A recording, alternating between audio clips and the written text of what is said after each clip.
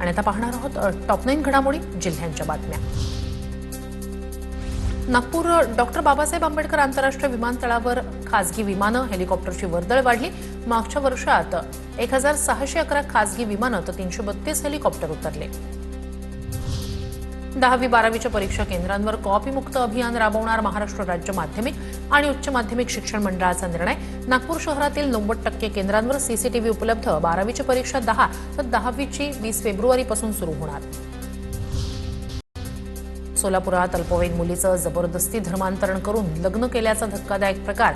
मुलीवर अत्याचार केल्याची ही धक्कादायक घटना। या प्रकरणी सोलापुरातील वकिलासह 5 जणांविरोधात गुन्हा दाखल। तिघांना अटक, 2 आरोपी अद्यापही फरार। अमरावती महानगरपालिकेतील 7 गटांची विभागीय आयुक्तांकडे स्वतंत्र गट म्हणून नोंदणी। उद्या महापौर आणि उपमहापौरांची निवड होणार। मनपात सत्ता स्थापन करण्यासाठी हालचालींना वेग।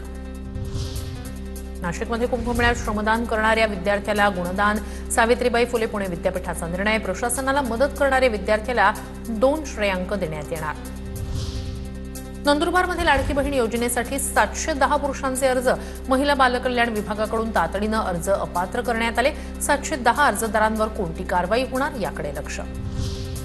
भंडाऱ्यात कबड्डी स्पर्धेत प्रमाणपत्र घोटाळ्याचा माजी आमदारांचा आरोप। भंडारा गोंदियातील खेळाडूंवर अन्याय, चौकशीची मागणी।